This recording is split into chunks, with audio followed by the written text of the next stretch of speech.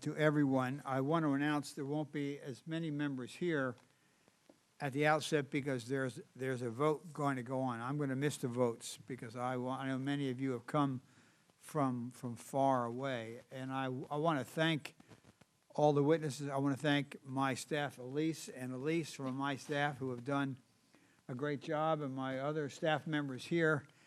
And I want to thank the Vietnamese community for their efforts and to really, make a difference. So hopefully this can be the beginning of where we just do dramatic things to change what is taking place in Vietnam. And lastly, I also want to thank all the witnesses that we have. I'm pleased to join others in the Vietnamese American community who have journeyed to Washington from across the country for this hearing on the persecution of religious and indigenous communities in Vietnam and related advocacy activities. I want to thank also former Congressman Joseph Gao and Dr. Tong Ninh Nguyen with Boat People SOS for their faithful and passionate advocacy work to promote human rights for the people in Vietnam and for their efforts to engage the broader Vietnamese diaspora community. We owe a great debt of gratitude to them. I understand some of the audience that have traveled from as far away as Canada and Europe. Is that who is from Canada? Okay, great. Who is from Europe? Wow, that's impressive. This is a testament, I think, to your deep concern about the ongoing abuses of human rights and religious freedom in Vietnam. The recent United Nations Universal Periodic Review found that the Vietnamese government continues to harass and detain those who attempt to exercise universal rights and freedoms, such as the freedom of expression and freedom of association. The Vietnamese government strictly regulates and monitors the activities of religious organizations while cracking down on churches that are not registered. Similarly, the U.S. Commission on International Religious Freedom 2013 annual report showed that the Vietnamese government continues to imprison individuals for conducting religious activities. The Vietnamese government utilized a specialized religious police force and vague national security laws to suppress independent religious activities. Furthermore, the Vietnamese government aims to halt the growth of Protestantism and Catholicism within the ethnic minority groups through discrimination, intimidation, violence, and forced renunciation of their faith.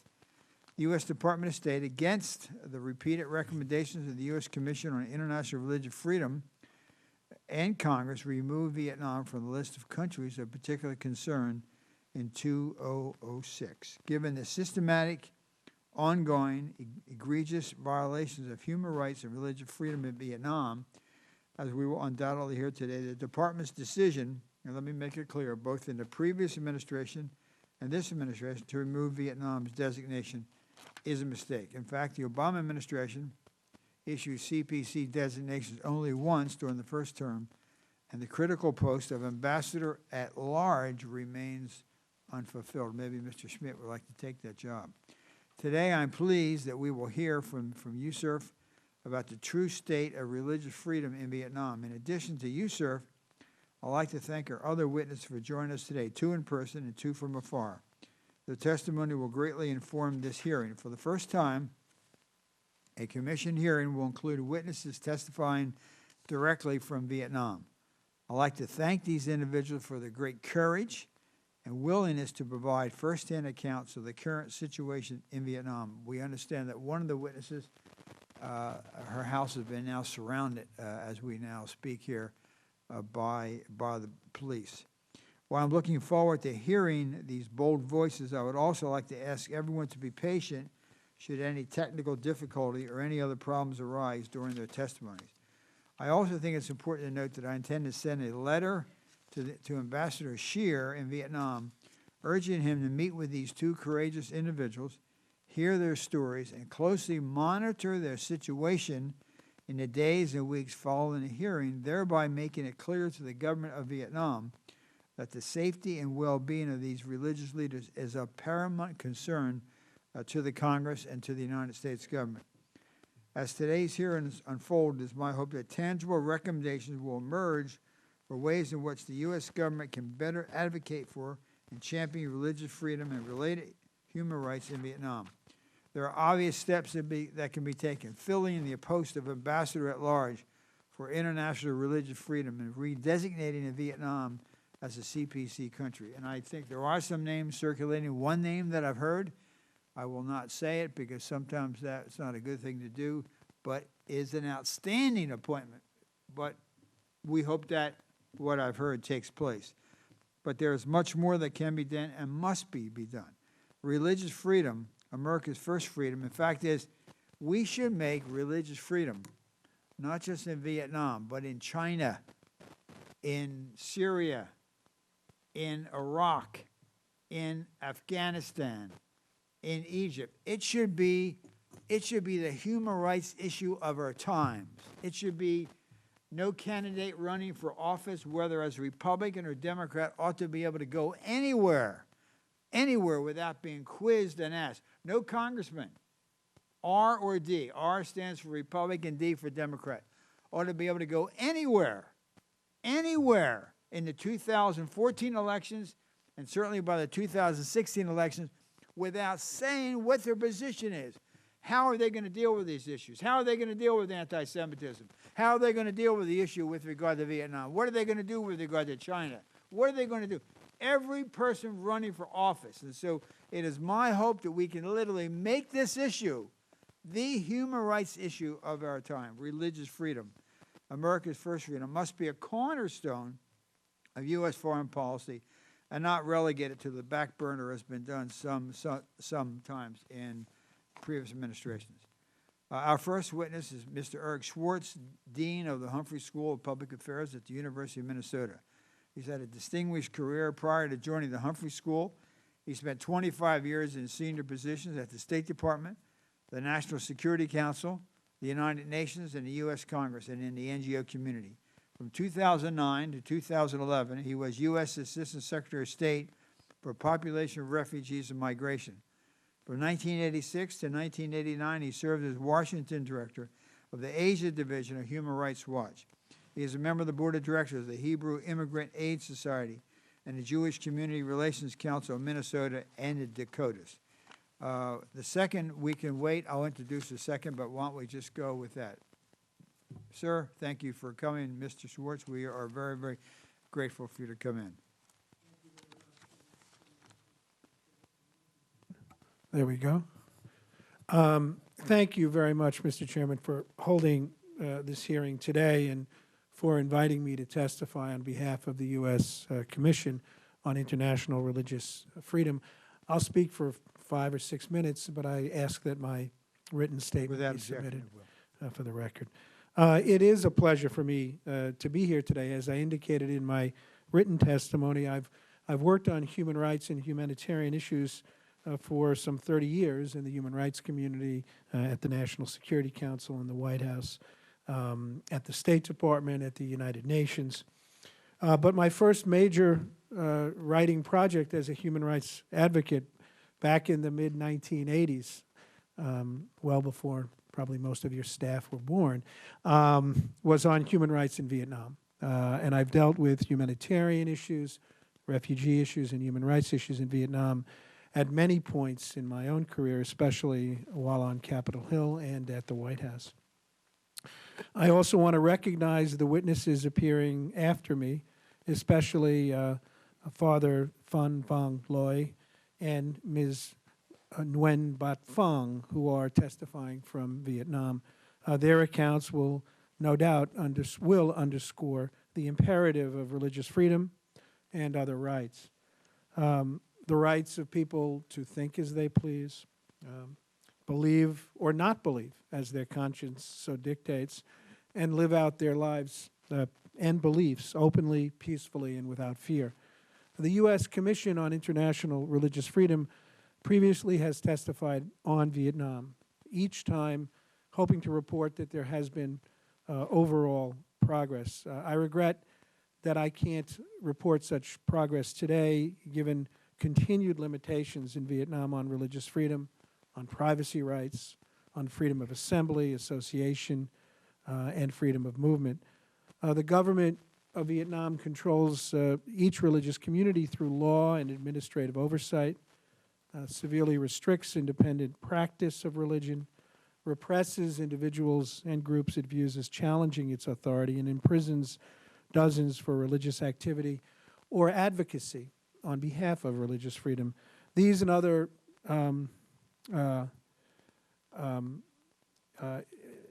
issues, these prisoners of conscience are included in the Lantos Commission's Defending Freedoms project, on which the U.S. Commission on International Religious Freedom and Amnesty International USA are proud to collaborate and are noted in my written testimony. Vietnam's government uses a specialized religious police force, Công An Tong Giao, and vague national security laws to suppress independent Buddhist, Protestant, Hoa, Hao, and Cao Dai activities, and has aggressively opposed the growth of adherents to the Protestant and Catholic faiths among ethnic minorities through discrimination, violence, and forced renunciation of faith. Religious believers and religious freedom activists continue to be jailed. Police forcibly close the venues of independent religious groups. Legal protections for religious groups are subject to arbitrary or discriminatory interpretation, and ethnic minority converts to Protestantism and Catholicism face discrimination, intimidation, and pressure to renounce their faith. Now, Vietnam did make some important and encouraging changes in the last decade, but they do stand in stark contrast to today's violations. We believe these developments, the encouraging ones, resulted in some measure from U.S. diplomatic efforts following Washington's designation of Vietnam from 2004 to 2006 as a country of particular concern for systematic, ongoing, and egregious violations of religious freedom. And I think I should emphasize that this designation appears not to have disrupted productive diplomatic progress on other issues in the U.S.-Vietnam relationship. In fact, it arguably created another opportunity for engagement and dialogue. So what do we think the United States should be doing? Given Vietnam's record, we should link, of course, expanded relations with improved human rights and religious freedom conditions. Human rights should be pursued at each level of the relationship, including in the context of new military and trade agreements that are being negotiated. In its 2013 annual report, our commission urged that Vietnam be designated as a country of particular concern. And given current conditions, it's hard to imagine a different recommendation in this year's forthcoming report. The Commission also recommends the following. Continue to highlight the issue of religious and other prisoners of conscience in Vietnam. Augment new funds appropriated to expand bilateral economic or security relations. We should also provide new funding for efforts to encourage human rights and religious freedom, and urge that funding from the State Department's Human Rights and Democracy Fund be set aside for new programming in these areas. Members of Congress should support the Vietnam Human Rights Act, H.R. 1897, and a companion bill, S. 1649, and the Fostering of Rights through Economic Engagement in Vietnam Act, H.R. 1682. Now, our Commission has also supported measures that would impose sanctions on individual rights abusers. And we note that this is the approach reflected in the Vietnam Human Rights Sanctions Act, H.R. 4254. Congress and the administration has acted in this kind of manner, these individual sanctions, to good effect in other parts of the world. Congress should work with the administration to encourage the accessibility of our refugee resettlements program, in particular Priority 1 category, a category generally used for admission of cases of compelling concern to accept refugees facing a well-founded fear of persecution. And Congress, of course, should continue active oversight of the U.S.-Vietnam human rights dialogue by holding hearings on the State Department's progress report on the trajectory and outcomes of bilateral human rights discussions. So in conclusion, our concerns, or the Commission's concerns about religious freedom in Vietnam are embodied by the plight of Father Nguyen Van Ly, a prisoner of conscience whom President Chris Smith has adopted as part of the Defending Freedoms Project. Father Lee has been jailed for more than 20 years for defending religious freedom, democracy, and human rights. I've got a couple of pictures of Dr. Lee and his trial in 2007, I believe it was, and a trial at which his efforts to express his own views were suppressed. And prisoners of conscience like Father Lee and the laws and policies that put them in prison belong in any discussion of the evolving U.S.-Vietnam relationship. As Vietnam continues to develop economically, it must protect human rights, human dignity, including freedom of religion. Thank you. Well, thank you very much for your testimony. We have some questions. I want to ask you one that kept triggering, though.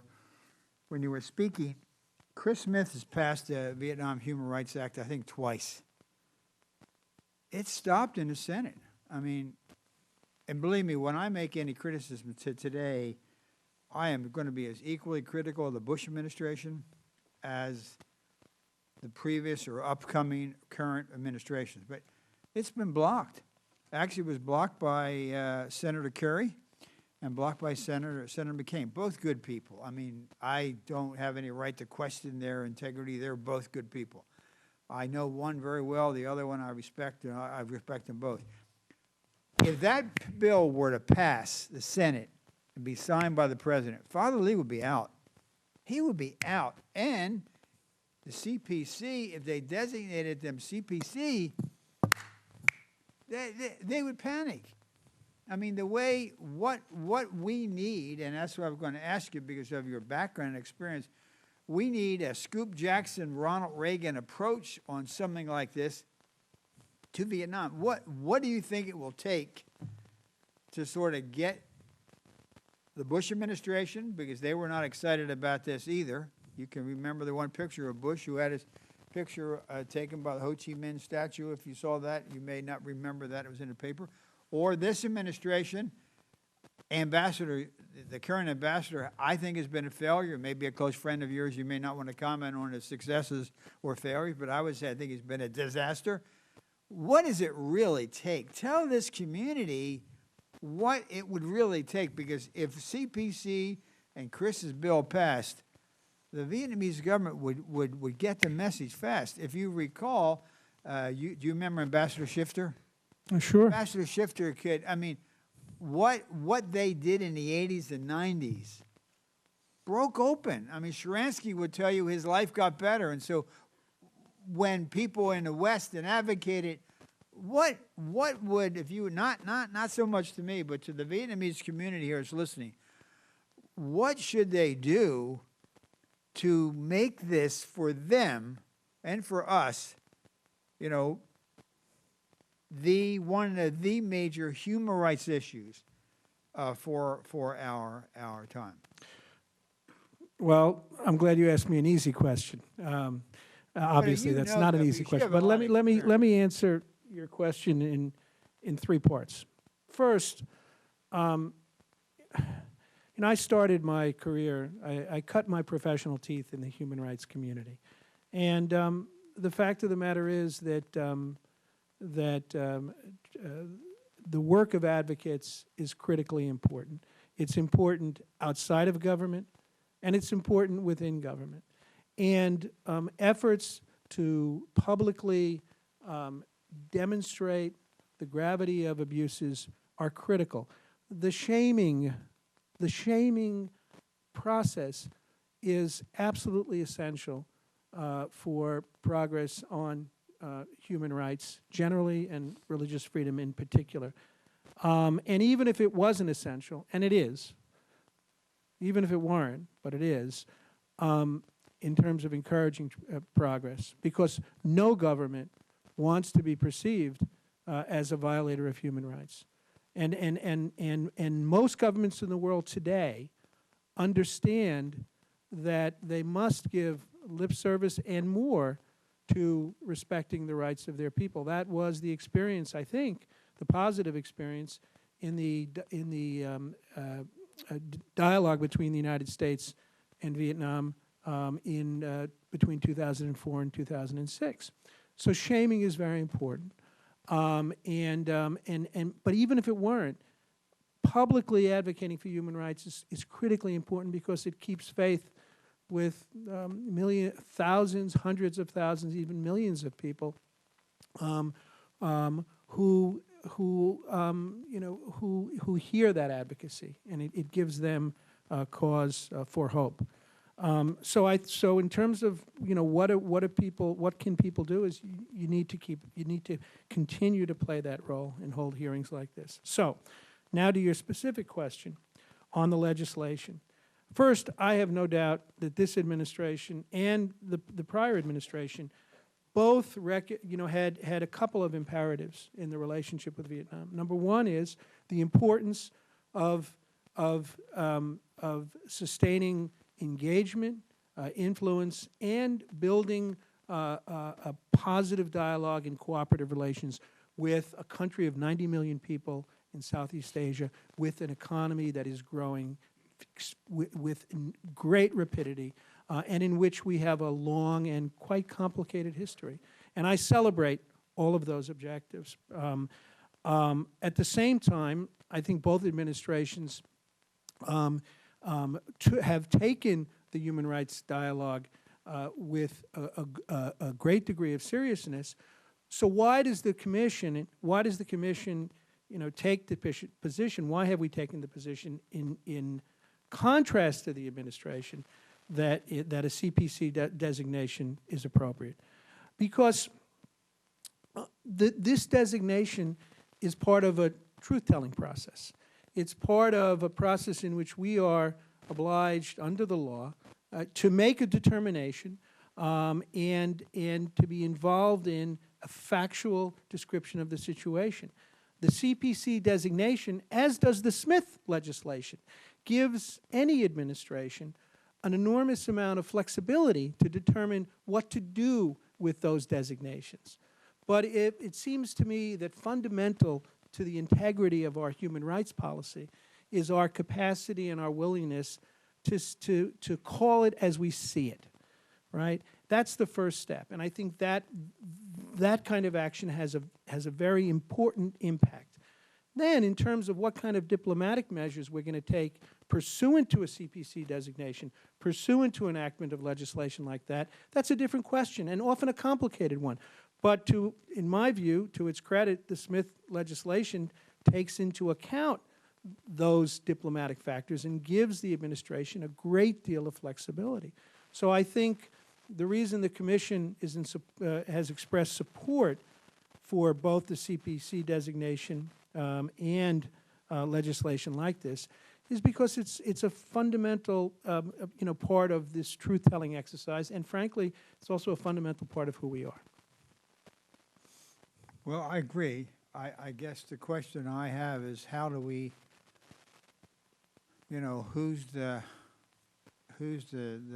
Jackson and who's the Vanik? Who's the Senator Jackson? Who's the Ronald Reagan? And I think that, I just had the Vietnamese community. This has to literally become the model is what Senator Jackson did.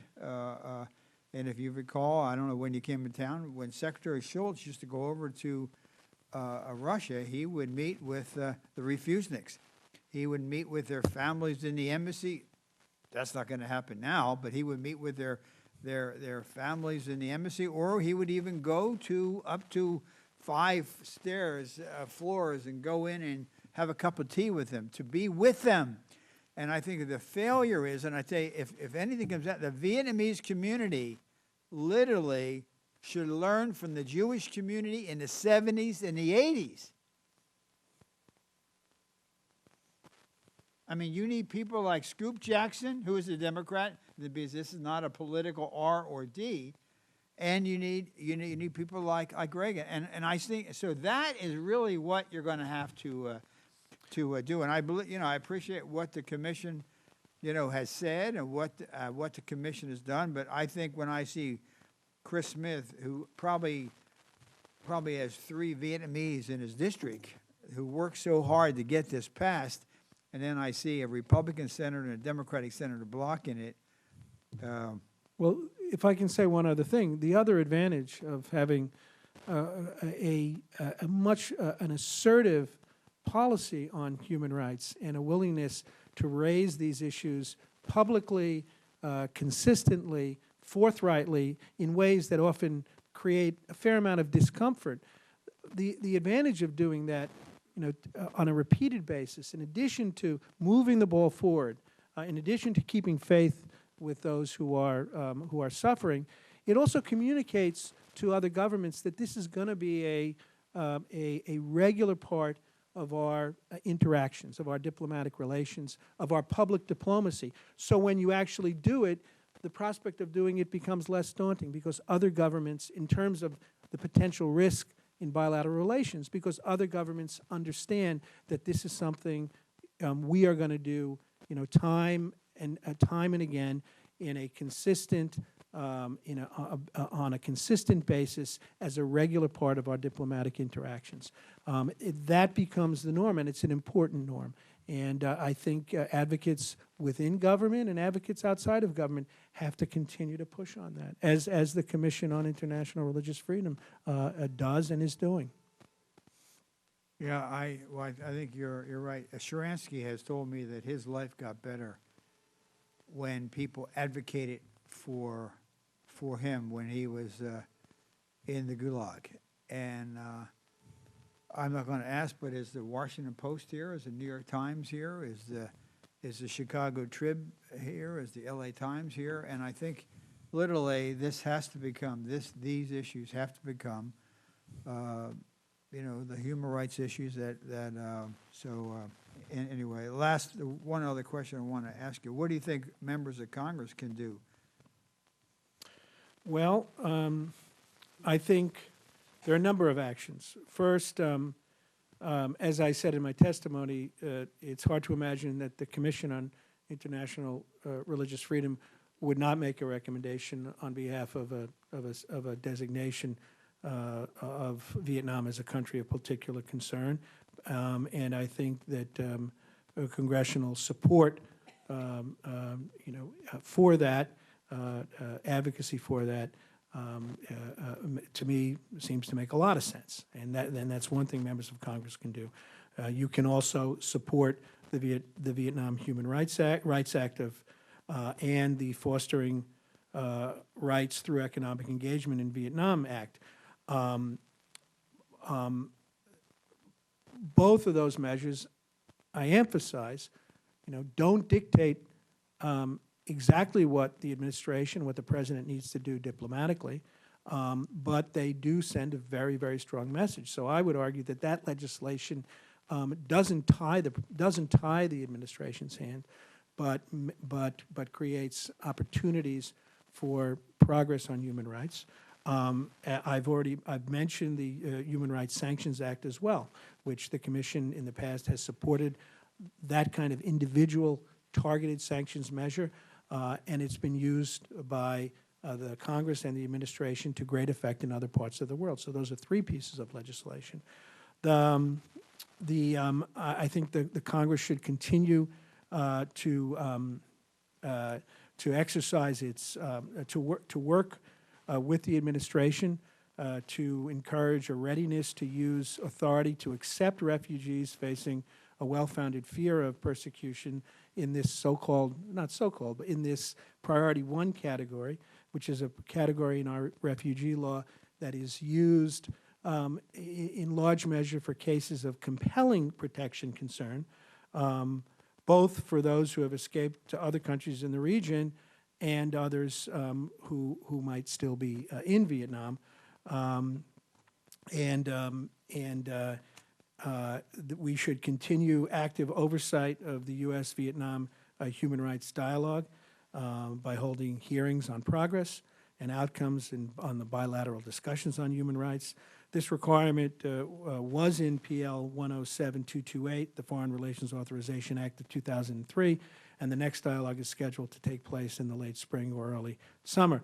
Finally, I would say we should continue to highlight religious prisoners of conscience through participation in the Defending Freedoms Project and raise issues of religious freedom and prisoners of conscience when meeting with Vietnamese officials in Vietnam, in the United States, and elsewhere. Let me make one other point. Let me go back to this priority one issue and cases of compelling concern. The way that process normally works is that urgent cases are referred to the United Nations High Commissioner for Refugees. And I think it is worth discussing with the administration ways in which the non-governmental community can play a more significant role in that referral process. And that's a conversation that I would certainly welcome being part of, given my past role as Assistant Secretary for Population, Refugees, and Migration. Well, thank you. I wish you weren't at the Humphrey School. I wish you were in the State Department now, but that's another story. But thank you very much for your free testimony. I appreciate it. Thank you for having me.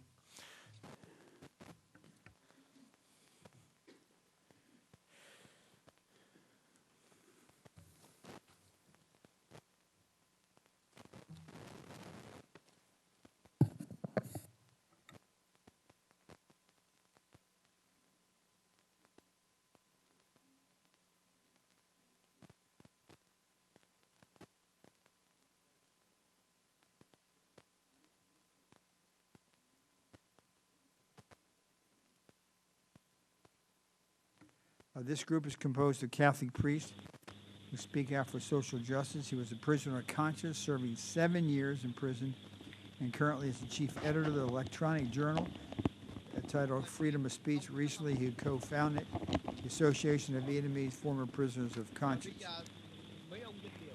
Next will be Subdignitary Nguyen Ban Phong, who's a clergy member of the Cal DI religious sect that is independent from the Religious Governance Council set up by the Vietnamese government. I believe she's the one who has been surrounded, her house, by the police. She has led Cal DI followers in resisting the takeover of the sect by the Governance Council and has therefore been harassed constantly by the authorities. She has filed several reports of abuse by the government to different United Nations agencies, and we hope, is there anybody here from the State Department? Nobody from the State Department is here? Who?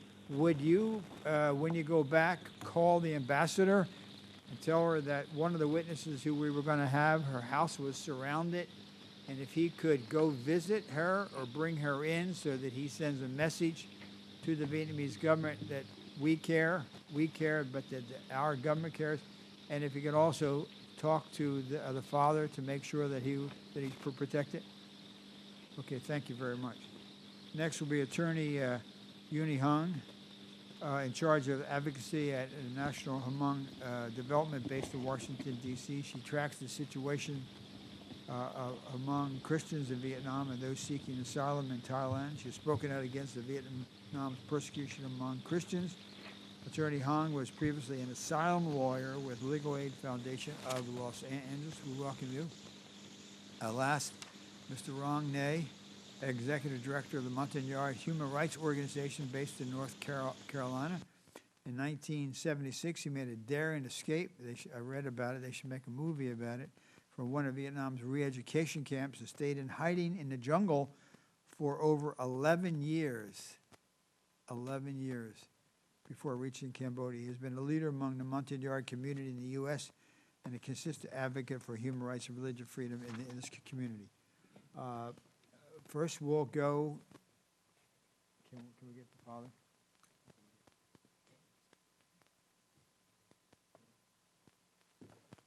Father? Vâng, Xin, nghe. xin mời cha bắt đầu lên tiếng. Xin kính mời cha Phan Văn Lợi bắt đầu lên tiếng. Vâng. Kính thưa toàn thể quý vị, tôi hết lòng xin lỗi quý vị vì không thể đến Hoa Kỳ để hiện diện trong căn phòng này trước mặt toàn thể quý vị. Lý do là tôi đã bị nhà cầm quyền Cộng sản Việt Nam quản thúc và thường xuyên theo dõi từ hơn 10 năm nay. Mong quý vị thông cảm. Xin cảm ơn.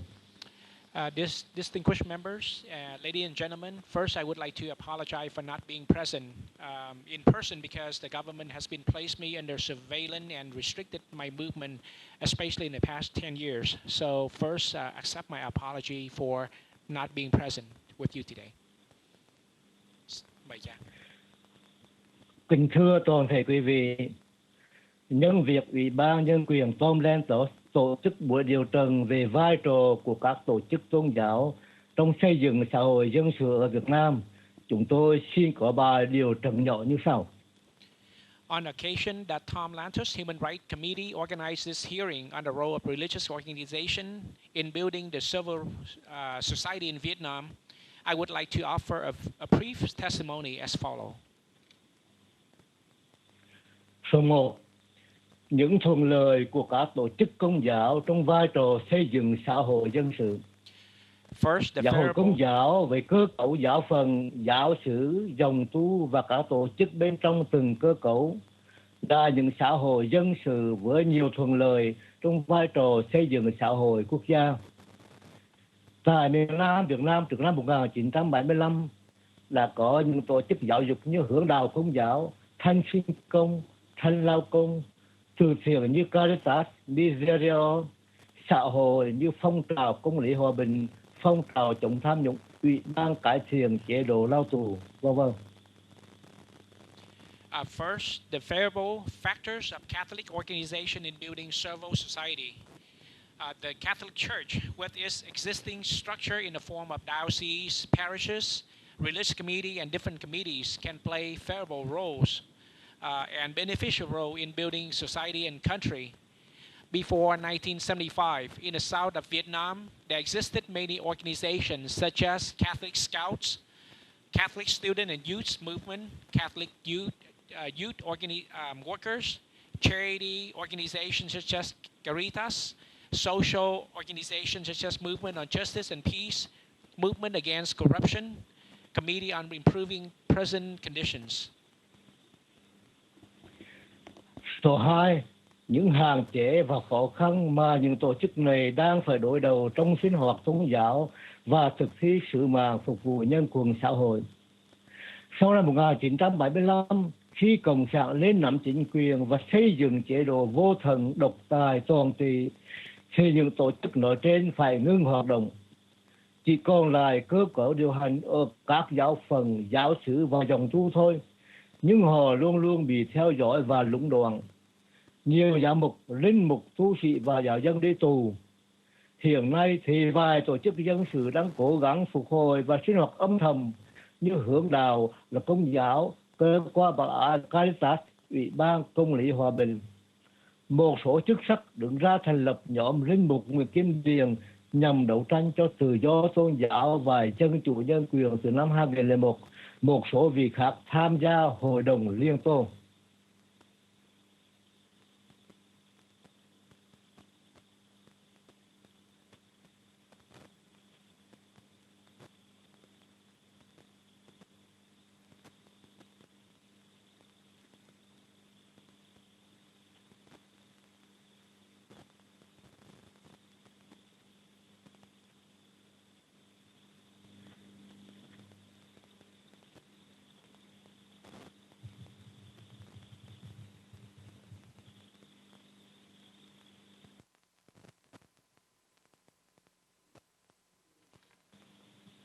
Không còn nghe được. Thưa cha đang bị trở ngại kỹ thuật, cho đợi một chút xíu. Dạ vâng. Second issue is current restriction and difficulties that these organizations are facing in their works on religion and mission to serve society. After 1975, that is after the Communist Party took over the government in the South and built an atheist, dictatorial, totalitarian government, all the above social organizations stopped functioning.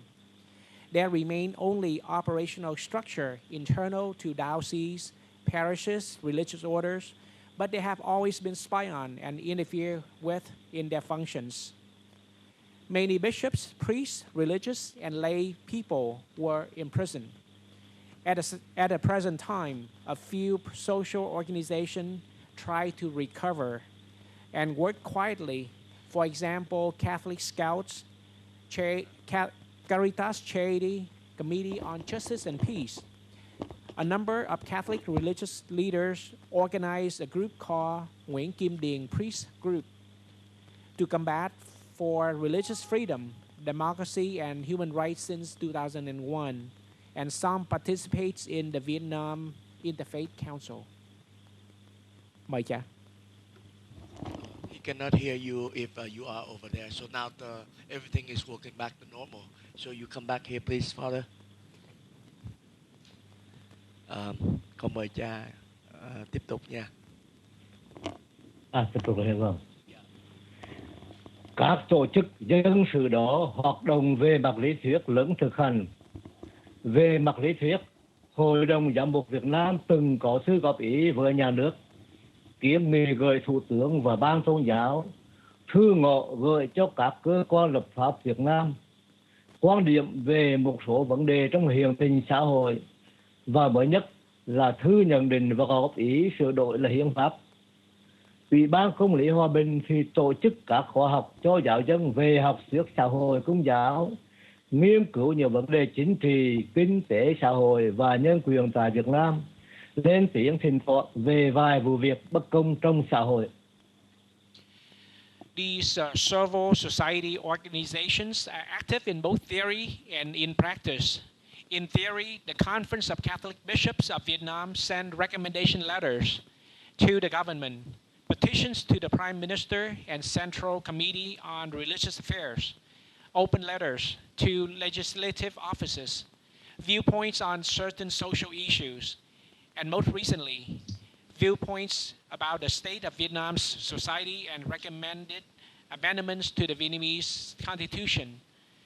The Committee on Justice and Peace organized teaching sessions for the faithful on Catholic social doctrines, research on political, economic, social, human rights issue in Vietnam, and occasionally voice again injustice in society. Mời cha. Nhóm linh mục Nguyễn Kim Điền thì có hơn 100 văn bản về các vấn đề tự do tôn giáo và dân chủ nhân quyền. Các hội đồng liên tôn có tuyên bố về chính sách tôn giáo của Cộng sản tại Việt Nam, lời kêu gọi dân chủ cho Việt Nam, có các bạn lên tiếng về hiến pháp, về pháp lệnh tôn giáo, về nhiều vụ vi phạm nhân quyền. Ngoài ra còn có nhóm bảo vệ sự sống thuộc giáo Phận Vinh, nhóm truyền thông và phòng công lý hòa bình thuộc dòng chữ của Thế. Cả ba đều có những hoạt động liên quan đến thông tin và xã hội. Nguyễn Kim Điền Priest Group has published more than 100 writings on religious freedom, democracy, and human rights. Different interfaith councils had issued statements on the policy of the communist government towards religions, call for democracy for Vietnam, and comments on amending the Constitution, on the Ordinance on religion and belief, and on human rights violation. Furthermore, the Human Life Protection Group in the Diocese of Vinh, the Catholic Media Group, and the Justice and Peace Office of the Redemptor's Order, all three, have had many activities relating to the media and society. Mời cha. Thế nhưng tất cả những lần lên tiếng trên không bao giờ được nhà cầm quyền Việt Nam hồi đáp một cách nghiêm chỉnh. Trả lại họ còn tìm cách gây khó khăn. Chẳng hạn Tổng giám mục Ngô Quang Kiệt bị bứng ra khỏi tòa Tổng giám mục Hà Nội. Giám mục Hoàng Đức Oanh bị trách nhiệm. Dòng chữ của Thế luôn bị theo dõi và cản trở trong các hoạt động. Nhiều linh mục và giáo dân đang bị ngồi tù vì lên tiếng cho công lý và sự thật. However, all those statements and activities never receive a serious response from the government of Vietnam. On the contrary, the government created more difficulties and obstacles. For example, our Bishop Ngô Quang Kiệt was removed from the Archdiocese of Hanoi. Bishop Hoàng Đức Oanh was harassed. The Redemptorist community has always been spied on and prohibited in their activities. Many priests and lay people are imprisoned for speaking out for justice and truth. Mời cha. Đang khi đó thì các hoạt động thực tiễn của Công giáo bị hạn chế hay cấm cản bởi pháp lệnh tôn giáo tín ngưỡng và nghị định áp dụng pháp lệnh đó. Hai văn kiện này muốn khống chế kèm tỏa 5 phương diện hay 5 yếu tố của tôn giáo là quy chế pháp lý, nhân sự, hoạt động, tài sản và quan hệ quốc tế. Nghĩa là cho đến nay, các tôn giáo và các tổ chức tôn giáo không được nhà nước công nhận như những pháp nhân. Nhân sự lãnh đạo luôn bị nhà nước kiểm soát từ việc chiêu mộ, huấn luyện, tấn phong đến bổ nhiệm. Các hoạt động thuần túy tôn giáo hoặc phục vụ xã hội đều phải xin phép, bị hạn chế không cho vươn ảnh hưởng ra ngoài xã hội. Tài sản giáo hội tiếp tục bị tước đoạt thêm, còn đất đai thì giáo hội chỉ được quyền sử dụng. Quan hệ quốc tế của giáo hội và việc các chức sắc lẫn tín đồ ra hải ngoại đều bị nhà nước kiểm soát, có khi ngăn cản. Điều đó làm cho các tổ chức xã hội dân sự trong tôn giáo khó hoạt động và khó ảnh hưởng. Ngoài ra, nhà cầm quyền còn tạo nên một xã hội dân sự giả tạo là Ủy ban Đoàn kết Công giáo, thành viên của Mặt trận Tổ quốc, nhằm lũng đoạn nội bộ giáo hội, đồng thời lừa gạt quốc tế. In the meantime, many practical activities of the Catholic Church are limited or forbidden by the Ordinance on Religion and Belief and the Decree on the Ordinance Implementation.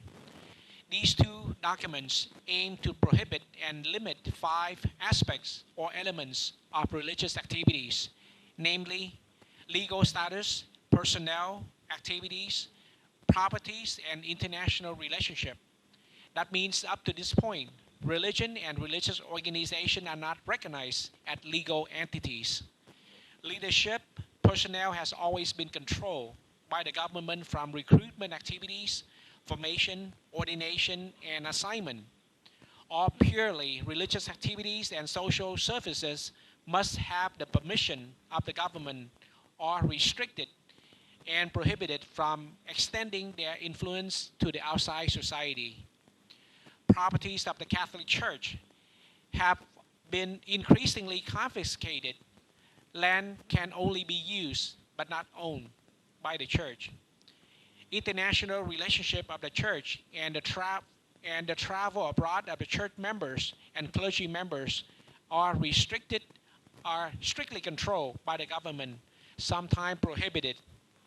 As a result, it is difficult for faith-based civil society organization to function.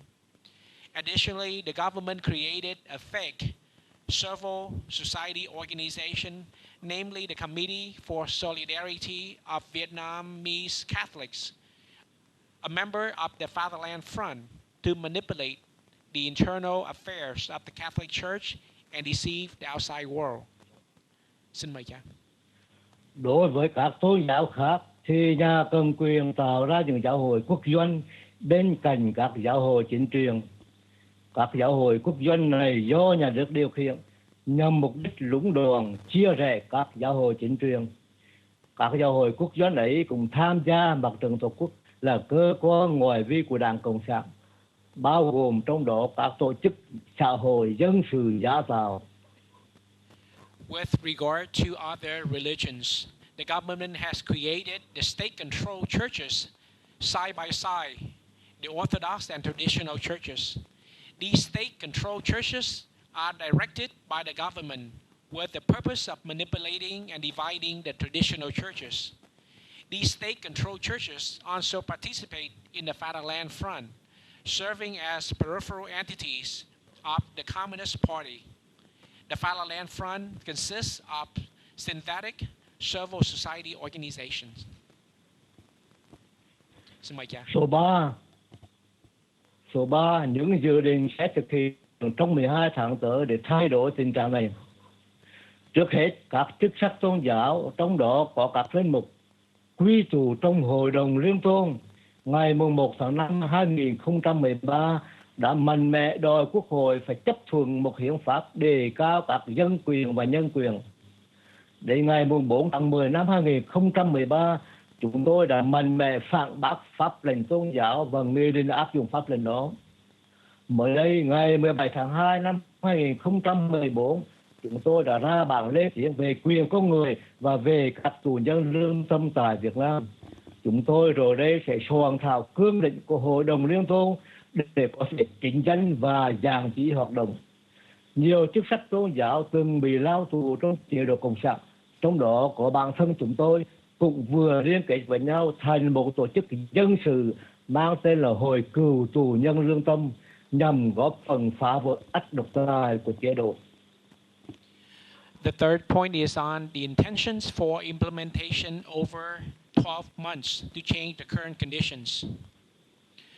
Religious leaders, including many Catholic priests, who gathered on May 1st, 2013, under the Vietnam Interfaith Council, strongly demanded the National Assembly to adopt a constitution that values citizen rights and human rights.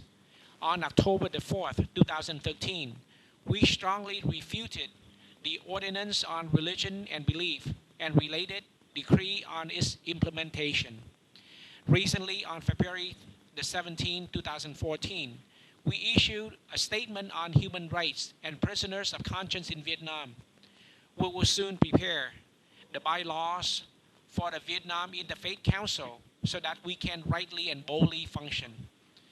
Many religious leaders who were imprisoned under the communist government, including myself, just united to form the Association of Former Vietnamese Prisoners of Conscience with the purpose to break yoke of dictatorship of the regime. Số 4. Những đề nghị gửi đến chính phủ Hoa Kỳ, đặc biệt là Quốc hội và cộng đồng thế giới để hỗ trợ cho việc thực hiện các dự kiến trên. Tại Việt Nam, kể từ đầu năm 2013, nhiều xã hội dân sự độc lập đã và đang xuất hiện, dù bị sự đàn áp và cấm cản của nhà cầm quyền.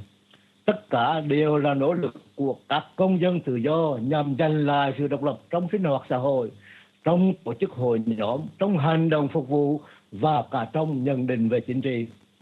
Chúng tôi mong chính phủ Hoa Kỳ, đặc biệt là Quốc hội và cộng đồng thế giới chăm chú theo dõi sự hình thành và hoạt động của các tổ chức dân sự, ủng hộ chúng tôi về mặt tinh thần, mặt chính trị. Cuối cùng, xin cảm ơn quý vị đã lắng nghe. Xin Thượng Đế chúc lành cho quý vị và cho đất nước Hoa Kỳ. Chúng tôi, Linh mục Phêrô Phao Lời từ Huế, Việt Nam. The fourth and last point, suggestion to the United States government, especially the U.S. Congress and the international community to support for our efforts. In Vietnam since early 2013, many new independent civil society organizations began and continue to form, despite the suppression and prohibition from the government. These are the efforts of the free citizens to regain independence in social activities, in organizing groups and associations, in the acts of serving others, and in political opinions. We hope that the U.S. government, especially the U.S. Congress, and the international community to pay close attention to the formation and the operation of such civil society organizations and to support us in both moral and political aspect. I thank you for listening. May God bless you and your country. I am Reverend Peter Phan Văn Lợi. Thank you, Reverend, very much. I'm going to see if Congressman McGovern would like to ask a question. Well, first I want to thank you very much for agreeing, for being able to, for testifying before this hearing. And I think my question, I think we all have the same question in the sense that we're trying to figure out what best the United States can do to actually be more effective in advocating for human rights in Vietnam? Are you questioning the presenter? Yeah. Vâng, kính chào, cảm ơn cha vừa mới điều trần. Thì theo cái ý kiến của cha đó thì cái điều gì là tốt nhất mà chúng ta có thể làm để giúp cho xã hội bên Việt Nam? Thưa quý vị, theo như tôi nghĩ thì cái điều mà tốt nhất bây giờ là các cái tổ chức xã hội dân sự phải xuất hiện thật là nhiều. Thứ hai là các tổ chức dân sự xã hội này cần phải vận động cho được quần chúng đông đảo xuống đường biểu tình để mà đòi hỏi những cái nhân quyền và dân quyền của người Việt Nam. Các tổ chức dân sự như là những cái tác động, còn quần chúng chính là lực lượng. I think the first thing is that the necessity of many several organizations to appear in Vietnam.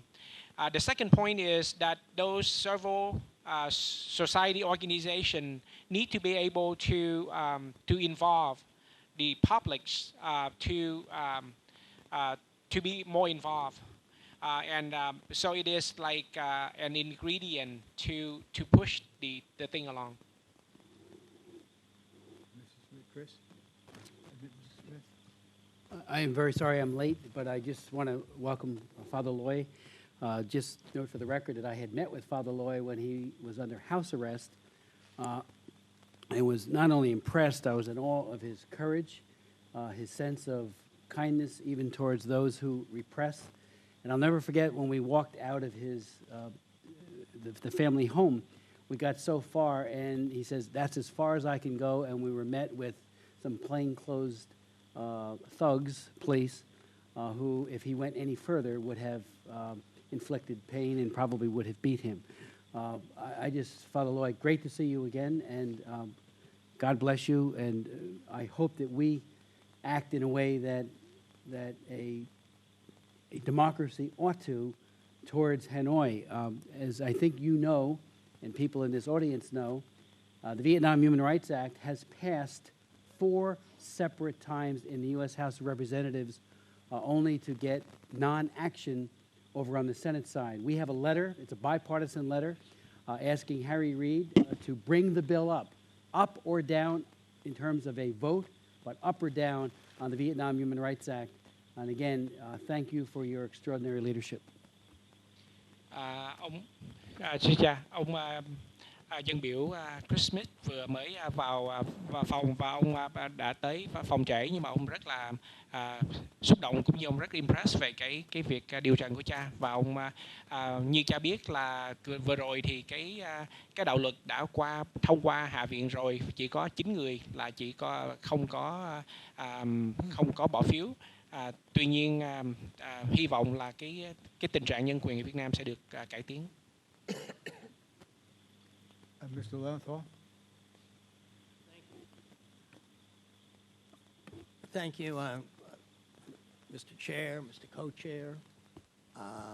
It's an honor for me to be here to listen to the testimony of so many brave men and women. I represent the largest Vietnamese American community in the United States. I see the tremendous diversity within the community. I am also living in the United States, fortunate to have the human rights and live in a society that respects diversity and our rich cultural and religious diversity. As a member of this commission, I have also adopted a prisoner of conscience, Mr. Nguyen Tien Trung. Trung is a blogger and an activist who, as we know, was arrested in July of 2009 and sentenced to 7 years in jail in 2010. And his case, I think, highlights the importance of why we're here to talk about a free and fair press in Vietnam. Recently, I just became aware that Vietnam is now ranked 174th out of 180 nations. So it's below Iran. There are only 6 countries in the world that have more terrible human rights violations than Vietnam. And so it's an honor to listen to everyone. The question I have is, you know, we're so interested, a lot of the bloggers have been arrested because of their internet and other new technologies. And I want to know how, not only in terms of the arrest, but when people are using the internet, how has it impacted the larger population in Vietnam? Are there ways in which that the use of the internet has been very beneficial? I know that people begin to get arrested for using it, but I would like to know how people perceive that role and how it can play in kind of bringing about religious and freedom in Vietnam. Are you addressing Yes. the question to the speaker? Yes. Vâng, tôi biết là gần đây thì có nhiều người tranh đấu dân chủ nhân quyền Việt Nam mà sử dụng internet bị bắt bớ, thì tôi muốn biết là cái việc mà cấm đoán sử dụng internet nó ảnh hưởng tới những người quần chúng ở Việt Nam chung chung như thế nào? Xin mời cha Phan Lợi. Kính thưa quý vị, thì ở tại Việt Nam này là nhà nước vừa dùng luật pháp, vừa dùng những cái biện pháp kỹ thuật để mà ngăn chặn internet. Trên phương diện luật pháp, họ đã ra cái nghị định 72 để mà kiểm soát internet, và trong thực tế thì họ dùng rất nhiều bức tường lửa để ngăn cản người dân vào các trang mạng đấu tranh. In Vietnam, the government has issued the Ordinance 72 and also used many firewall to prevent the people from using internet. And has it had a tremendous impact, Decree 72, on suppressing the rights of people to speak out? Như vậy thì cái nghị định 72, nghị quyết 72 đó nó có ảnh hưởng tới nhiều người và nó ngăn cản nhiều người dù sử dụng internet không cha? Vâng, nó ngăn cản nhiều người, tức là ngăn cản quần chúng truy cập cả cái trang internet. Nhưng mà đối với những người nào mà không có sợ hãi thì cái nghị định đó là vô nghĩa, chẳng hạn đối với chúng tôi. Yes, this affect many of the people from using internet. However, this Ordinance 72, it may not affect the people who are not afraid of using internet for human rights fight, just like myself. Thank you. Father Lloyd, thank you very much for your testimony. We appreciate your courage and your bravery, and we have asked the representative here of the State Department to make sure that our ambassador contacts you to make sure that you have not been harassed with regard to appearing here today before the Tom Lantos Human Rights Commission. But thank you very much, and may God bless you. Cảm ơn cha rất nhiều đã điều trần hôm nay, và chúng tôi sẽ liên lạc với lại đại sứ ở Việt Nam để bảo đảm là cha không có bị hành hung cũng như không có bị làm khó dễ vì cái việc điều hành của cha hôm nay. Also, Congressman Chris Smith. Xin cảm ơn quý vị và xin cảm ơn tòa đại sứ của Hoa Kỳ ở tại Việt Nam. Thank you very much, and I want to thank you, the embassy in Vietnam. Okay, Congressman Smith wanted to say I'm one sorry, other Mr. thing. Chairman, and I thank you for indulging me. Father Loy, when we met in December of 2005, again, I was just amazed at your lack of malice and your love even for those who persecute in the Vietnamese government. Can you tell us, because there is a false narrative, in my opinion, that things have been improving in Vietnam, and obviously since the signing of the bilateral agreement, that has been proven to be demonstrably false, but you live there, you live in Hue. What is your view as to whether or not the trend line, whether or not things are getting better or worse? I would note parenthetically that I did meet with Archbishop Kiet in Hanoi, and as you point out in your testimony, he is no longer there, been removed. But I'm is sorry, it getting worse Congressman, or better? Can you repeat the first part of your question? Yes, we had met in December of 2005 in Hue.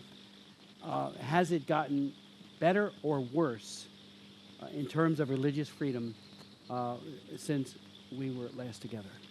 Thưa cha Phan Văn Lợi, thì Congressman Chris Smith nói là đã gặp cha ngày tháng 12 năm 2005 và muốn hỏi cha là cái tình trạng mà tự do tôn giáo ở Việt Nam bây giờ nó được tốt hơn hay là nó tệ hơn với lại cái tình trạng mà ông gặp cha năm 2005?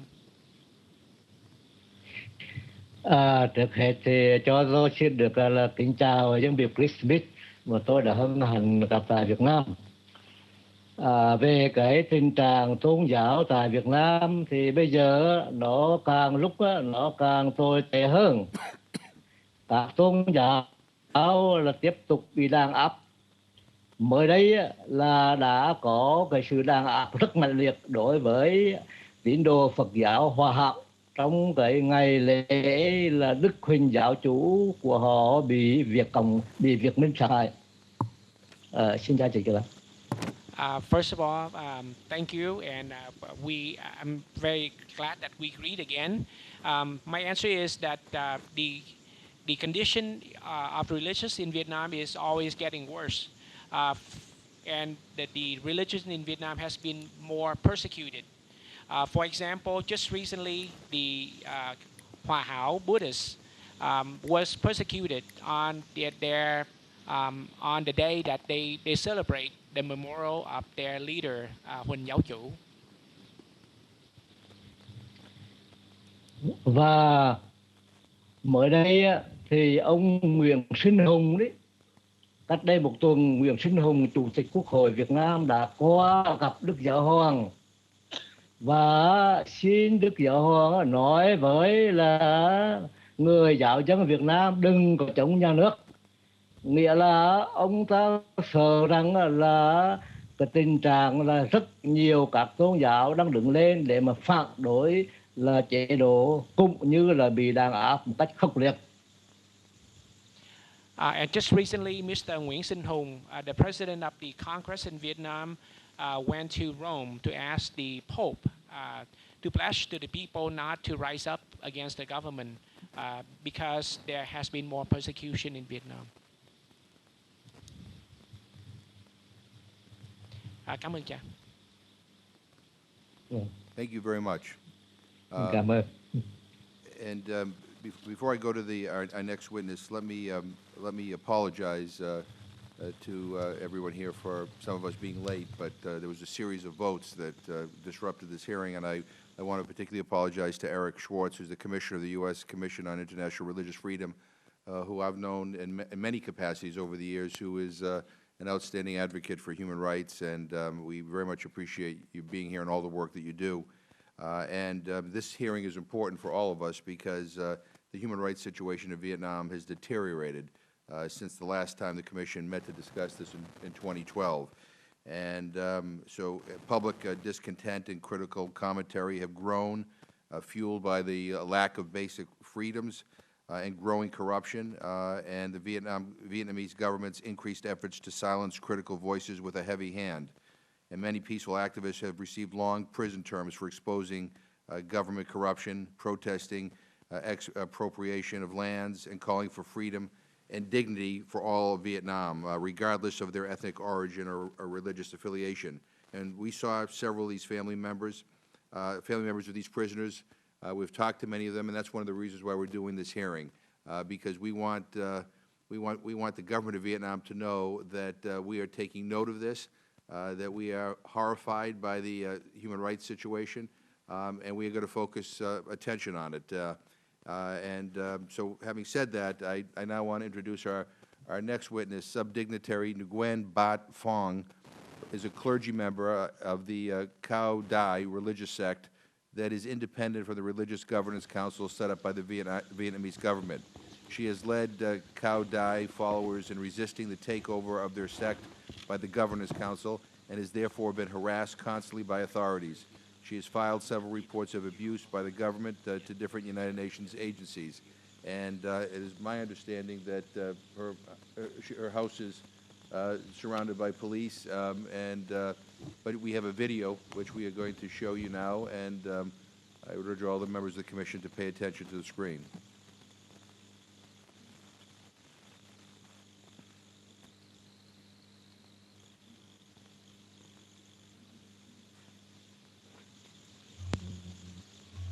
Kính thưa quý vị, trong Ủy hội Nhân quyền Tom Lantos, tôi là Nguyễn Bạch Phụng, Chánh trị sự đạo Cao Đài, hiện trách nhiệm quyền nữ đạo tộc đạo Châu Thành, Châu Đạo Vĩnh Long, là thư ký của ban đại diện khối nhân sanh đạo Cao Đài Tòa Thánh Tây Ninh và cũng là thành viên trong Hội đồng Liên tôn Việt Nam.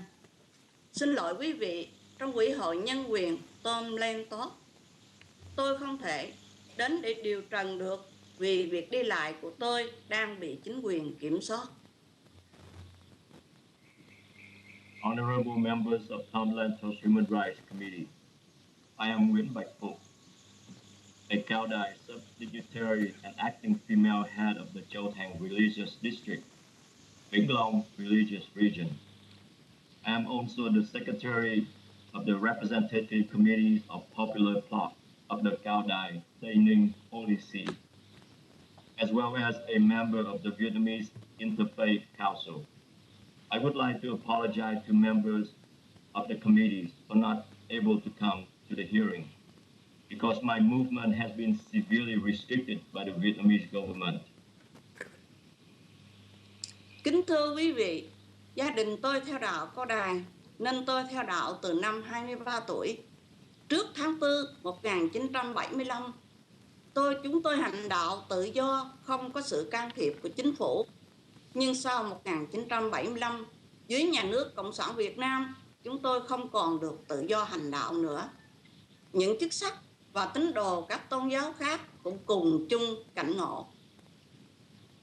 Ladies and gentlemen, my family follows Cao Đài religion, and I have been a Cao Daist since I was 23 years old. Prior to April 1975, we practiced our faith without government interference. However, under the communist government, we are no longer free to practice our faith, which is similar to the clergy members and followers of other religions. Năm 1979, Đảng Cộng sản Việt Nam đã giải thể Hội Thánh Cao Đài Tòa Thánh Tây Ninh và cơ cấu hành chánh đạo từ trung ương tới địa phương, lập ra hội đồng trưởng quản với sự khống chế của nhà nước.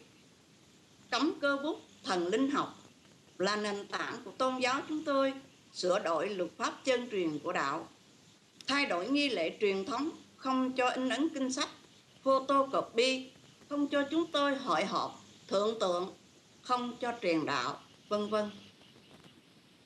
In 1979, the Vietnamese Communist Party disbanded the sacerdotal councils of Cao Đài Tây Ninh Holy See and Cao Đài Religious Administration from the central to local levels and established the Governance Council under the government control.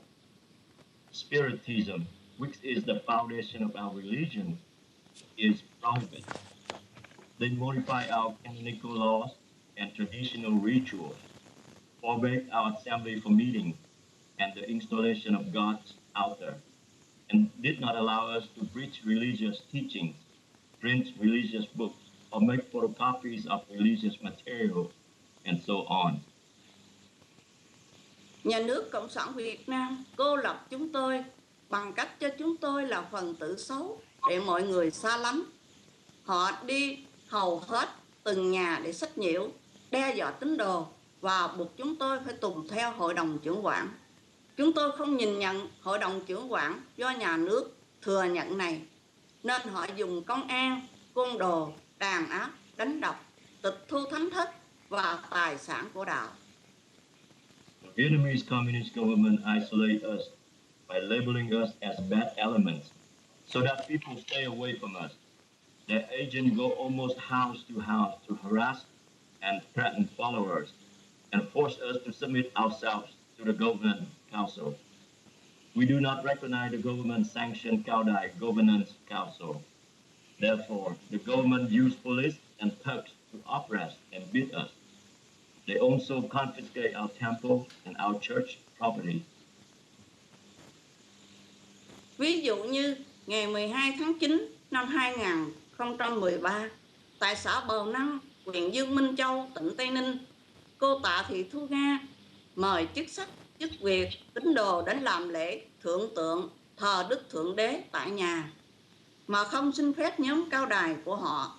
Chính tôi cùng một số đồng đạo bị công an, côn đồ và nhóm cao đài nhà nước khống chế, đàn áp, đánh đập, giật 2 máy quay phim, 2 điện thoại iPhone và 17 triệu 950 ngàn đồng của đồng đạo và khống chế chúng tôi ở trong nhà từ 13 giờ ngày 12 tháng 9 2013 đến 4 giờ sáng ngày hôm sau. For example, on September the 12th, 2013, Mrs. Thu Nga invite independent Cao Dai followers and clergy members for a ceremony to establish God's altar at her home at Bầu Nắng village, U Minh Châu district, Tây Ninh region. But she did not seek permission from the state-owned Cao Dai Governance Council. Several Cao Dai practitioners and I was assaulted and suppressed by police, thugs, and members of Cao Dai Governance Council. They took away 2 camcorders, 2 iPhones, and $17,950, 50 Vietnamese dong from our members. They kept us by force in Mrs. Nga's home from 1 p.m. on September the 12th until 4 a.m. on September the 12th, 2013. Ngày 3 tháng 11, 2013, chính tôi cùng một số đồng đạo khác bị chính quyền công an khống chế, cản ngăn, không cho tổ chức lễ kỷ niệm ngày quy thiên của cố hiền huynh lễ sanh Thái Kim Thanh tại nhà chánh trị sự Nguyễn Cam Lân, tỉnh Vĩnh Long. Chính quyền tố cáo chúng tôi vi phạm pháp luật, sau đó đòi 3 em đạo hữu lên cơ quan công an để khủng bố tinh thần. On November 3rd, 2013, local police and government officials threatened myself and several Cao Dai practitioners and prevented us from holding the memorial service for student priest Thái Kim Thanh at the home of Sub-Dignitary Nguyễn Kim Lân at Vĩnh Long City. The police accused us of violating the law, and they summoned 3 young Cao Dai followers to the local police station for questioning and intimating them. Những hành động trên đây là do chính sách nhất quán của Đảng và Nhà nước Cộng sản Việt Nam nhằm triệt tiêu đạo Cao Đài của Thượng Đế và các nền tôn giáo độc lập khác như Phật giáo Việt Nam Thống Nhất, Công giáo, Tin Lành, Hòa Hảo. The above actions are consistent with the policies of the Communist Party and of the Vietnamese government, aiming at eradication of Cao Dai religion, as well as other independent religions such as the Unified Buddhist Church, Catholic Church, Baptist House Churches, and Hòa Hảo Buddhist Church. Ngay sau năm 1975, họ đã ra lệnh mật và tối mật gồm 11 văn bản nói lên chính sách của nhà nước để diệt đạo Cao Đài. Cụ thể, dùng hội đồng trưởng quản do họ dựng lên để khống chế chúng tôi và cướp lấy thánh thất. Ngày 23 tháng 3 năm 2000, chính tôi và đồng đạo bị chính quyền công an tỉnh Vĩnh Long yểm trợ cho người của hội đồng trưởng quản cưỡng chiếm lấy thánh thất Vĩnh Long. In the end of April 1975, the Vietnamese government has issued 11 confidential and top secret documents describing its policy to destroy Cao Daiism. Specifically, they have used the state-owned governance council to restrain our activities and take over our temples. On 23rd March 2000, the local government, including the police of Vĩnh Long region, assisted the local state-owned governance council to take over our Vĩnh Long temple. Chính sách này vẫn tiếp tục cho tới ngày hôm nay. Vào ngày 16 tháng 9 năm 2012, chính quyền công an yểm trợ cho người của hội đồng trưởng quản cưỡng chiếm lấy thánh thất Phù Mỹ, tỉnh Bình Định bằng vũ lực, đánh đập những người Cao Đài độc lập. Người của hội đồng trưởng quản dùng dầu lửa định đốt cháy một đồng đạo ở thánh thất, nhưng người của họ cản ngăn.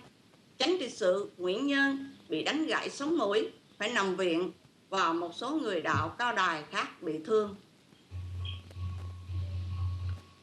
This harsh policy continues to this day. on September 16, 2012, the government has helped the Governance Council to take over the Cao Đài Phú Mỹ Temple in Bình Định by force. They assaulted independent Cao Đài members. A member of the government-sanctioned Cao Đài group poured petroleum over the body of a Cao Đài follower presented in the temple with the intent to burn him, but was avoided by some of his own group. Dignitary Nguyễn Nhân was bitten and suffered a broken nose. He had to be hospitalized afterward. Some other independent Cao Đài followers were also injured.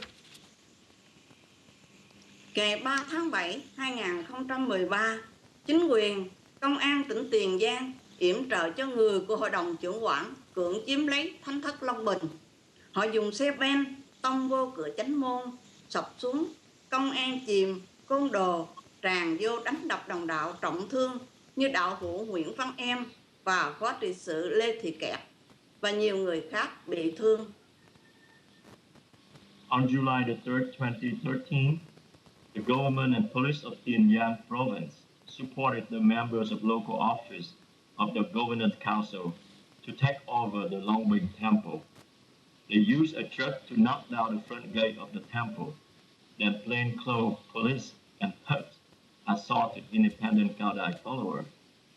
Follower Nguyễn Văn Em and female sub-dignitary Lê Thị Kẹt was severely injured, and many others were injured to a lesser degree. Ngày 25 tháng 7, 2013, chính tôi và Chánh trị sự Nguyễn Kim Lân là thành viên trong Hội đồng Liên tôn Việt Nam bị công an tỉnh Vĩnh Long khống chế, chặn xe lại, áp lực tài xế bỏ chúng tôi xuống không cho đi và đóng chốt hai đầu đường vào nhà không cho ra khỏi tỉnh trong 5 ngày. Công an Cộng sản Việt Nam cũng khống chế sự đi lại của chức sắc trong Hội đồng Liên tôn như Hòa thượng Thích Không Tánh, cụ Lê Quang Liêm, mục sư Nguyễn Hoàng Hoa, mục sư Nguyễn Trung Tôn, Chánh trị sự Hứa Phi và những vị khác. On July 25th, 2013, Sub-Dignitary Nguyễn Kim Lân and myself are both members of the Vietnamese Interfaith Council, were restrained by the police of Vĩnh Long province. They stopped the bus carrying us and forced the driver to throw us out the bus. And they stationed at two ends of the road leading into our house to prevent us from going out of the province for 5 days. The Vietnamese Communist government also restrained the movement of clergy members of the Vietnamese Interfaith Council, such as Reverend Thích Không Tánh, Reverend Lê Quang Liêm, Pastor Nguyễn Hoàng Hoa, Pastor Nguyễn Trung Tôn, Sub-Dignitary Hứa Phi, and many others. Ngày 5 tháng 1, 2014, chính tôi cùng một số đồng đạo cúng lễ cầu siêu cho cố tánh Ngô Thị Thanh Đào, 42 tuổi, tại tỉnh Vĩnh Long, vì chính quyền công an ra lệnh phải ngưng đàn cúng vì chúng tôi không xin phép Hội đồng Trưởng quản. On January the 5th, 2014, whilst independent Cao Đài and myself held a memorial service for Mrs. Ngô Thị Thanh Đào, 42 years old, at the time of her death, in the city of Vĩnh Long, police and government officials ordered us to stop the ceremony because we did not seeking the permission of the Governance Council. Trên đây chỉ một vài ví dụ điển hình. Trước tháng 4 1975, đạo Cao Đài có trên 300 thánh thất và điện thờ Phật mẫu. Đến nay, hầu hết đã vào tay của Hội đồng Trưởng quản và nhà nước chiếm lấy. Chỉ còn lại 18 thánh thất và 6 điện thờ Phật mẫu. Nhà nước đang toan tính tiếp tục chiếm lấy hết các thánh thất độc lập này. Those are but a few examples, but before 1975, the Cao Đài religion had over 300 temples, including temples revering our Mother God. Today, most of these temples have been taken over by the pro-government Governance Council. Only 18 temples and 6 Mother God temples are left with independent Cao Đài practitioners. and the government intends to take over all of them. Kính thưa quý ngài, chúng tôi muốn có quyền tự do tôn giáo và tín ngưỡng, cũng như những nhân quyền khác mà công dân bình thường của tất cả các quốc gia dân chủ trên thế giới được thừa hưởng. Ladies and gentlemen, we just want our rights to freedom of religion and belief, as well as other human rights, which are enjoyed by ordinary citizens of all democratic nations in the world. Chúng tôi yêu cầu nhà nước Cộng sản Việt Nam tôn trọng sự độc lập hành chánh của đạo Cao Đài, tôn trọng pháp lý của đạo Cao Đài chúng tôi, trả lại cho chúng tôi những tài sản thuộc về giáo hội Cao Đài trước 1975 dưới sự giám sát của Liên Hiệp Quốc. Hãy trả tự do vô điều kiện cho tất cả các tù nhân lương tâm đấu tranh cho dân chủ, nhân quyền và tự do tôn giáo. Yêu cầu nhà nước Cộng sản Việt Nam phải tuân theo bản tuyên ngôn quốc tế nhân quyền và những lời cam kết đã hứa trước Hội đồng Nhân quyền Liên Hiệp Quốc, nhất là bây giờ Việt Nam là thành viên trong Hội đồng Liên Hiệp Quốc đó. We would like to request the Vietnamese Communist government to respect the independence of the Cao Đài religious administration, respect the legalities of our church, and return to us properties that belong to the Cao Đài Church before 1975, under the supervision of the United Nations. Unconditionally release all prisoners of conscience who advocate for democracies, human rights, and religious freedom. Comply with the Declaration of the UN Human Rights, and the commitment is made the UN Human Rights Council, especially now Vietnam is a member of that UN Council. Chúng tôi yêu cầu chính phủ Hoa Kỳ và Ủy hội Nhân quyền Tom Lantos hãy cài những điều kiện nhân quyền tiên quyết cho Việt Nam khi gia nhập Kinh tế Hợp tác Xuyên Thái Bình Dương TPP, dùng ảnh hưởng của mình để áp lực nhà nước Cộng sản Việt Nam nhìn nhận một cách hợp pháp những tôn giáo độc lập, cổ truyền ở Việt Nam và ngưng can thiệp vào nội bộ tôn giáo. We would like to request the U.S. government, and especially the Tom Lantos Human Rights Committee, to set the prerequisite human rights condition for Vietnam before they join the Trans-Pacific Partnership. We ask you to use your influence to pressure the Vietnamese government to legally recognize the independent traditional religion in Vietnam and stop interfering with our church affairs. Đảng Cộng sản Việt Nam qua 39 năm nay đã lừa dối người dân Việt Nam, lừa dối thế giới quá nhiều, nói một đường, làm một nẻo. The Vietnamese Communist government has deceived the Vietnamese people as well as the international communities for 39 years. They have rarely kept their promises. Kính thưa Ngài Chủ tịch, với sự cho phép của Ngài, tôi muốn đệ trình một số bản báo cáo mà chúng tôi đã chuẩn bị cho Hội đồng Nhân quyền Liên Hợp Quốc để đưa vào hồ sơ của buổi điều trần này. Cảm ơn quý Ngài rất nhiều về sự quan tâm của quý Ngài. Cầu nguyện Đức Thượng Đế ban ân lành cho toàn thể quý vị và Hiệp chủng quốc Hoa Kỳ. Xin chân thành cảm ơn.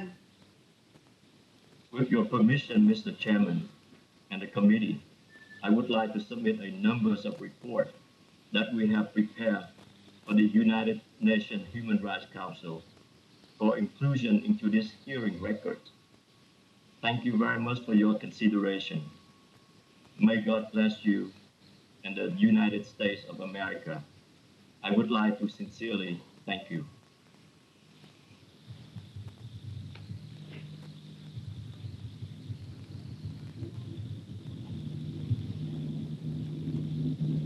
I apologize for both of you. You may proceed. Maybe you should go first, and you. If you can limit it maybe to 5 or 6 minutes each, I think there may be a vote coming up relatively soon, so, but I appreciate your patience. We felt an obligation, particularly since she has gone through a very difficult time and the father, but thank you both for your patience. Attorney, please proceed. And your full statement will appear on the record as read. Thank you, Mr. Chairman. Thank you, distinguished members of the Commission. My name is Uni Hong, and I'm the Director of Policy Advocacy for Hmong National Development based here in Washington, D.C. I thank you for this opportunity to discuss the plight of Hmong Protestants living in Vietnam's Northwest Highlands and to raise the voices of those that have been persecuted for decades due to their Christian faith. Forced into isolation by the Vietnamese government and shut off from the eyes of the outside world, these voices are not often heard. I'd like to focus my testimony today on the systematic ways that the Vietnamese government suppresses Protestantism in the Hmong community and highlight some of the most recent incidents of persecution, which are ongoing as we speak. Human rights abuses are endemic throughout Vietnam, but are often specifically targeted towards the religious and ethnic minorities that live in Vietnam's remote provinces, including the Hmong, Montagnards, and Khmer Krom. The Hmong residing in Vietnam's Northwest Highlands have been converting to Christianity in large numbers in recent decades. The Vietnamese government has viewed the spread of Christianity among its ethnic minorities as a threat due to its perception of Christianity as an American religion in direct conflict with communism and loyalty to the communist government. For groups such as the Hmong, which has unique historic ties to the U.S., this conversion to Christianity has been viewed with particular hostility. The Vietnamese government equates Protestantism with political dissidents and labels religious leaders as separatists, making people of faith vulnerable to a host of very broad laws meant to suppress political dissent. The Vietnamese government has shown that it operates on a double standard when it comes to religious freedoms. Laws that the government touts as an expansion of religious freedoms either are not applied in the remote provinces where ethnic minorities reside, or are used as a tool to actually restrict religious freedoms for these groups. For example, the Vietnamese government often points to an increase in church registrations as proof of the expansion of religious freedoms for its citizens. However, the registration requirement is actually a tool for further limiting the exercise of religion for those groups which the Vietnamese government seeks to suppress. Over 600 Protestant churches have tried to register and seek legal recognition and have either been denied or ignored by government officials. Decree 92, which was put into effect in January 2013, was presented by the government as an advance in religious freedoms. However, rather than expanding protections for religion, Decree 92 further controls religious activities. It requires that a religious organization have 20 years of government-approved operation before it can apply for a higher level of government recognition. This new requirement makes it impossible for groups such as the Hmong Protestants to gain legal status because many have emerged in the past 10 to 15 years. The Vietnamese government, therefore, has set up a system where Hmong Protestants are effectively shut out of the registration process, then violently cracks down on these groups for practicing an unregistered religion. The most recent example of the repression of Hmong Protestants is the campaign that the Vietnamese government is currently waging against the followers of Dong Van Minh, a Hmong Christian leader who has advocated for reformed burial practices in the Hmong community. Minh recognized that the traditional burial practice, which included sacrifices of cattle and lengthy rituals, was an economic burden to families who were already struggling to survive. He advocated for reforms to these practices, and many Hmong Christians began building small sheds to store funeral accessories that were used in these new practices and could be shared by the entire village. In response to these reforms, the Vietnamese government has waged an aggressive campaign to force the villagers to go back to the old way of burying their dead and return to their traditional animist belief systems. Provincial authorities began destroying the funeral storage facilities as far back as 2008, with fresh rounds of destruction in 2012 and 2013. Those that attempted to protect the facilities were met with violence. Women were shocked with electric batons, villagers were detained and arrested. In October 2013, a number of Hmong villagers camped out in a park in Hanoi to protest. The police violently dispersed the gathering using electric batons to shock and beat the protesters. Some of the protesters, including children, had to be hospitalized for their injuries. During October and November 2013, at least 8 Hmong activists who were followers of Mints were arrested as they protested for freedom of religion and belief. In response, the Vietnamese government has continued the destruction of the funeral storage facilities and has prevented the protesters' leader, Dong Van Minh, from receiving critical medical treatment for a serious kidney condition. I'd like to submit for the record pictures which illustrate the destruction of these storage facilities and the subsequent protest, along with some pictures of the victims of the state's violence. You'll see in the pictures the small sheds that the villagers built, them gathering in order to protect the shed, and the destruction that followed, as well as pictures of the protest that the villagers went to Hanoi to protest the destruction of their sheds and the victims of violence. The Vietnamese government continues to impose severe penalties on Min's supporters. Several of Min's followers have been imprisoned and their trials are ongoing. Less than 2 weeks ago, on March 14, Hoang Van Sang was sentenced to 18 months in jail for building a funeral facility that would accommodate the new burial practices advocated by Min. Just last week, after Sang's sentencing, some 1,000 Hmong villagers began marching to the court to protest at the upcoming trials and demand religious freedom and respect for their cultural rights. However, many never made it to the trials and were stopped by the police, who held them at bay.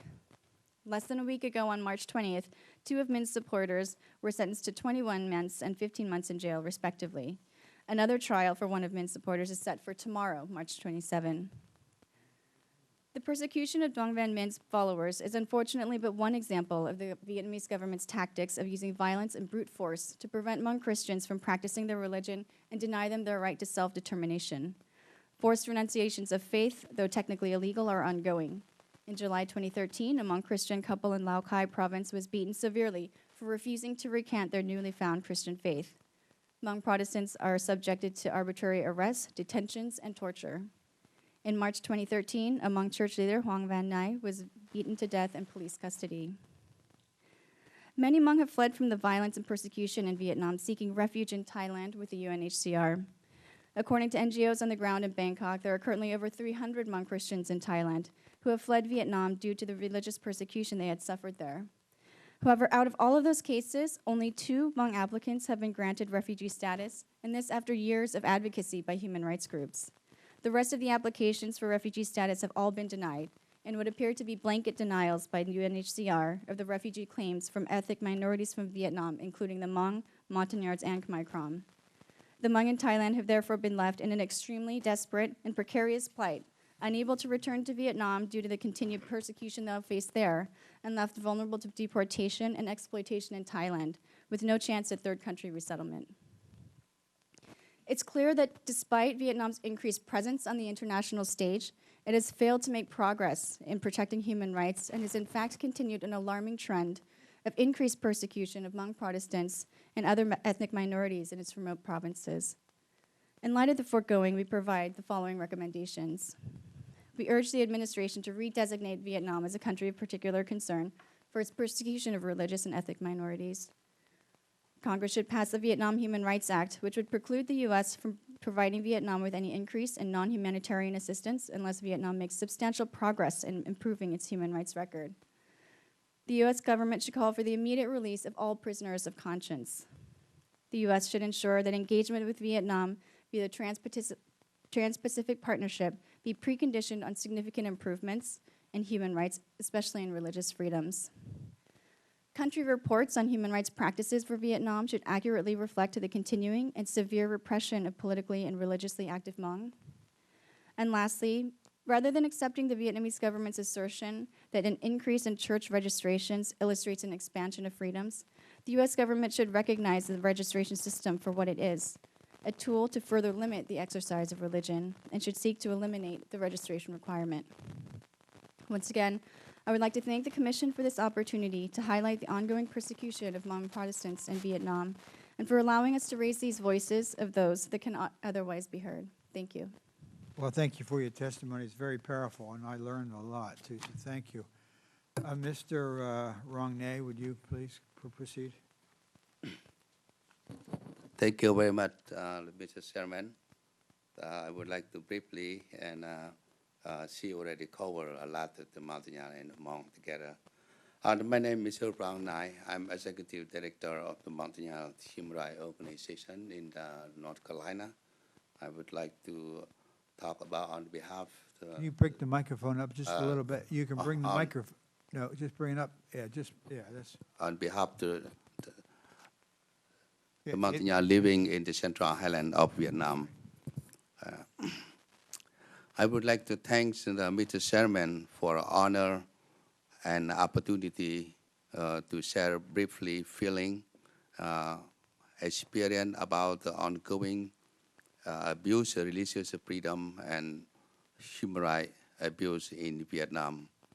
It is sad to report that religious freedom and human rights condition in Vietnam presently have got most worse for the Montagnard for decades. The Article 70 of Vietnam 92 Constitution protect the human rights, protect the religious freedom. But in fact, since 75, there had been no freedom of religion. And the government violated Article 70 of its own constitution. For the Montagnard, the government of Vietnam have a long memory of the war and consider the Montagnard as a long-term historical enemy because we fought alongside the French and American during the Vietnam War. And we are the Christian, and we are the honor the land in the Central Highland. After took over the South Vietnam, the government of Vietnam carried out a policy punishment and discrimination against the Montagnard Christian. We also accuse the Montagnard Protestant be a spy for American CIA and worship American. And so 1,000 Montagnard leaders and Christians thrown in jail up 12 years. Many the Montagnard who live in their ancestral land have been pushed out to the new economic zone so that this land make available for the Vietnamese from the north. Mr. Chairman, the Montagnard Church in the Central Highland today divide two groups. One group registered under the government control. Some the pastor, the Montagnard, become the government employee. They use the Montagnard pastor and their congregation to watch, report, and spy on each other. Not only in Vietnam, in U.S., the same. The registration to church under the government control give legitimacy the government police monitor, integrate, arrest, and imprison suspect the Montagnard Christian activity. This is not religious freedom. And another group have not registered with the government control are considered outlaw, and the government continue to persecute them. And the two groups of the Montagnard Christian now become uneasy each other. And this division strategy of the government caused the conflict between the Montagnard Christian community to undermine, to destroy their own religious freedom and their own people. This is not freedom of religion. The government of Vietnam claims there is freedom of religion in Vietnam, but in reality, it's not true.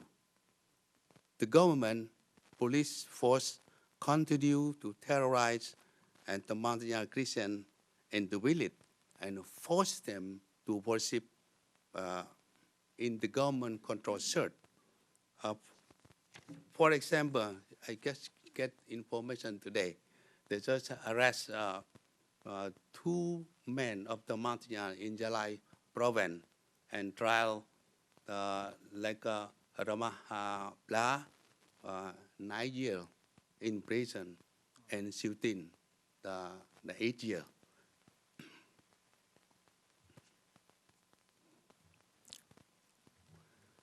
We ask and recently recommend that the Vietnam government free all political, religious prisoners, including the Montagnard prisoner,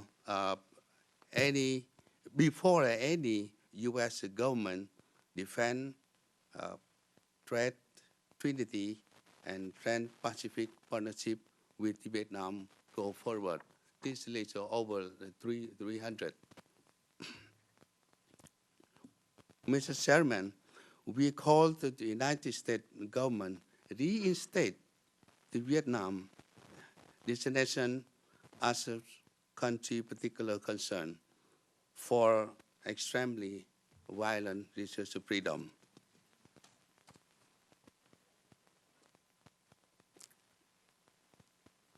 We, the Montagnards, treat like an enemy in our homeland, and we lost more than any group in Vietnam. Central Highland right now become prisoner for the Montagnard. With the communist system, the internal security and police and campaign of Vietnamization, assimilation, ethnic cleansing had continued. We cry out to keep our land and our ancestral land and our language and our culture. Our ancestral land had been completely occupied by the government for rubber and coffee plantation. Our precious forests and wildlife continue to be exploited by the government. Mr. Chairman, it is our privilege to come here to tell you the truth about the human rights violation and religious freedom the Montagnard people face now in the Central Highland. We recommend following action of the government. Number one, the Vietnamese government should free all the political religious freedom before U.S. Congress approve any further trade defense agreement with the U.S., including Trans-Pacific Partnership. Second, Vietnam government should immediately rectify the Convention Against Torture, immediately to stop practice of holding political religious prisoners in long period. The government must disclose accurate list of the prisoners, and the local prison must allow the independent monitoring all the prison and jail in the country. Number three, the government of Vietnam must recognize and acknowledge it is a citizen and the world that there are indigenous people in Vietnam who include, among others, Montagnard and Krom and Cham. The government of Vietnam must respect, restore the right of the indigenous people as outlined in the UN Declaration on the Right of Indigenous People, including the right of self-determination, the right to own their ancestral land, the right to education, development, assistance. Number four, the Vietnam government must repeal Decree 92 and end persecution of independent religious organizations such as the Montagnard House Church, and should end registration requirement for religious organizations. We hope the committee, the government of the United States will hear our prayer for help. Thank you. Well, thank you very much. It's a very powerful testimony. I'm going to just ask you a couple of questions, then go to Mr. Smith, who's the author of the bill. One, so you don't think your time is wasted. I would never vote for the TPP after hearing you all. Never, never, never, never. And any member, Republican or Democrat, that votes for this and listens to this testimony, this is not a trade issue. This is a moral issue. It's a moral issue. So I appreciate you both. Real quick, do you think the United States government has abandoned the Hmong and the Montagnards? Do your people feel abandoned? Yeah. Okay. Secondly, how many, keep the question short, I want to go to Ms. Smith. How many Montagnards are there here in the United States? Right now in North Carolina, 12,000 people. And how many are in Vietnam? Vietnam, no, over a million. Over a million. And how many Montagnards are here in the United States? In terms of Hmong, there are over 250,000 here in the U.S., and in Vietnam, over 1 million as well. Over 1 million. And do you really, I mean, do you wonder where is the United States? Where, you know, I think you made a very powerful, I'm giving a speech tomorrow night on why the church in the West ought to advocate for people who are being persecuted abroad. And both of you have sort of, I'll probably mention it, I mean, the church in the West should be advocating for those of you who are being persecuted, whether it be in Vietnam, whether it be in China, whether it be in Iraq, and all the passages that are in the Bible about advocating, speaking for, and for the church in the West to be silent on this issue. I mean, we need some Martin Luther Kings in the church today. We need some Dietrich Bonhoeffers. But anyway, I appreciate both of you. I learned a tremendous amount at the hearing. I again want to thank both of my staff, and I want to thank Joseph. I don't know if Joseph's around, and I want to thank SOS, both people. I don't know if they're, and I want to thank all of you for taking the time to come. It's been a very, very impressive hearing. And with that, I'll turn to Congressman Smith. Thank you very much, Mr. Chairman, for calling this very important hearing timely. It's always timely to talk about human rights, but I think it's especially timely now, as you pointed out, with talk of TPP and a complete overlooking, trivialization of the human rights issues in Vietnam by the administration is appalling. And just a couple of points, a comment, and then a few questions. You know, we're sitting with the chairman who wrote the International Religious Freedom Act. Frank Wolf wrote that bill in 1998. It was signed into law, and it created the whole mechanism for the country of particular concern, an honest and very due diligence-oriented appraisal of a country with benchmarks as to how well or how poorly they're doing. And it is appalling that right now the administration, pursuant to the legislation, is supposed to name an ambassador at large for religious freedom. For over half of the time that President Obama has been in office, there has been nobody in that position, nobody running the shop. The CPC for Vietnam, it is an absolute no-brainer. Both Mr. Wolf and I faulted the previous administration, because human rights are not partisan, when they lifted CPC status in anticipation of what the ambassador at large at the time called deliverables, things that they promised to do, including the end of forced renunciations of faith of the Montagnard and Hmong, an end to an exclusionary policy, and especially as it relates to the Catholic, the Unified Buddhist Church, and of course the Montagnard and the Hmong, and so many others who have suffered a sense of impunity by this government. As Father Loy said, the trend line is that it's getting worse, and yet we have not heard a peep in terms of policy from the administration. And again, I would ask all of you tomorrow and today, as you lobby the House and the Senate, particularly the Senate, especially the leadership, to bring up the Vietnam Human Rights Act. As I said before, on 4 separate occasions, in 4 Congresses, 2 years duration, as you know. We have passed that legislation in the House. Last time it was almost unanimous because members on both sides of the aisle recognize a deteriorating situation when they see it, and we can't even get a vote in the U.S. Senate on that legislation. If we lose, we lose.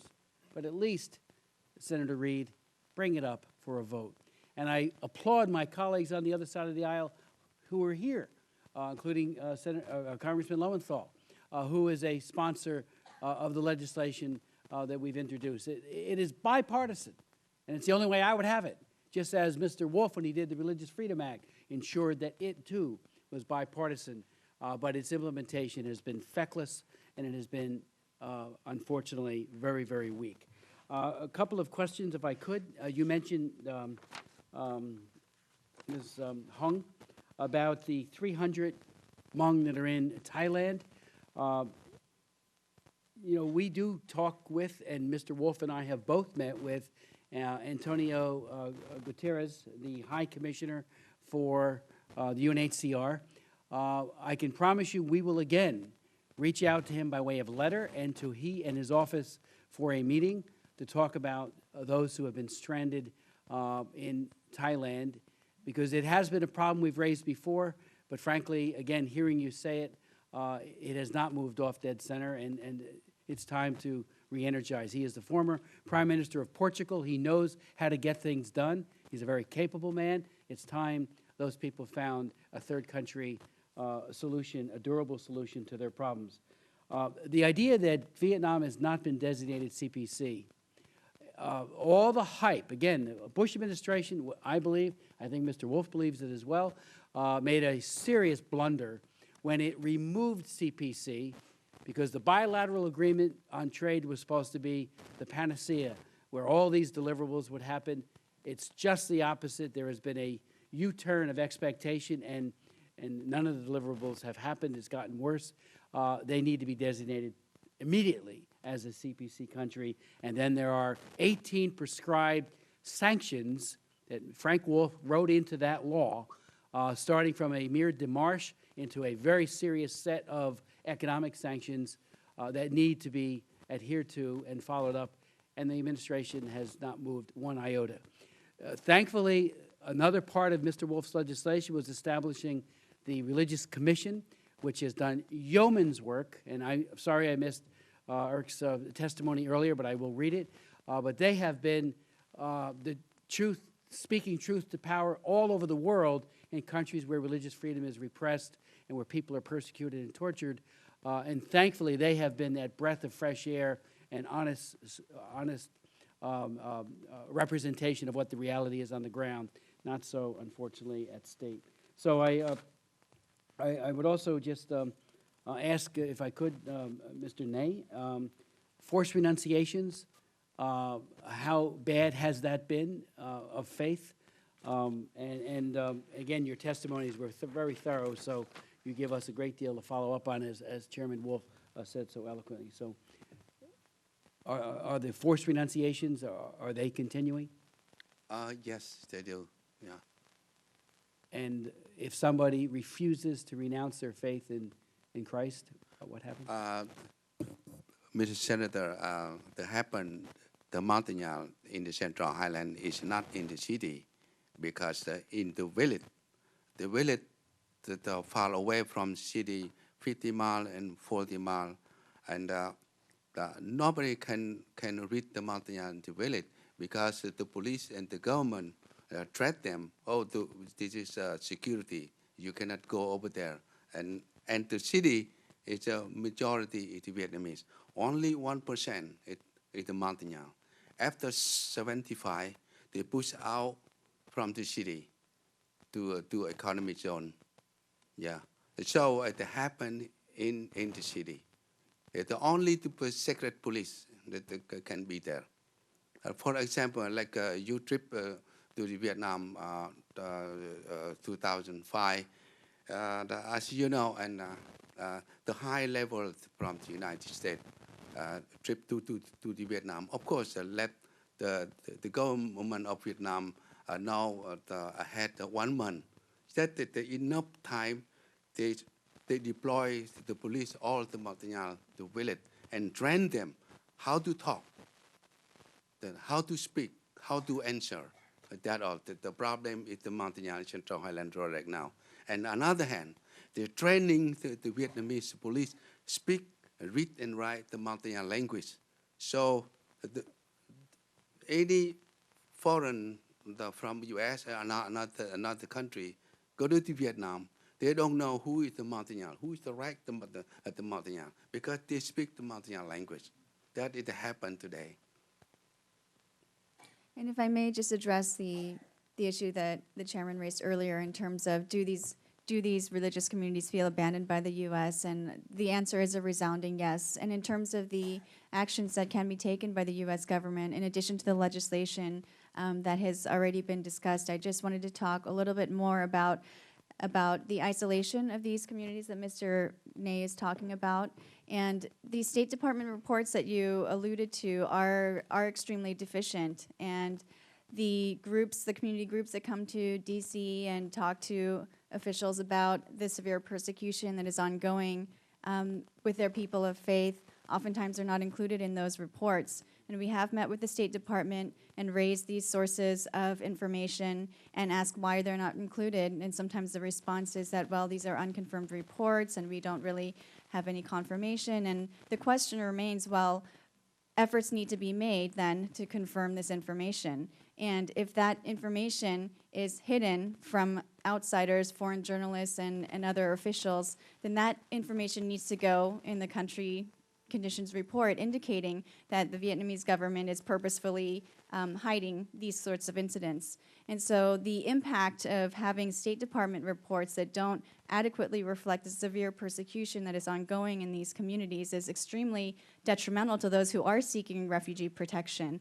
The adjudicators of these applications rely heavily on State Department reports.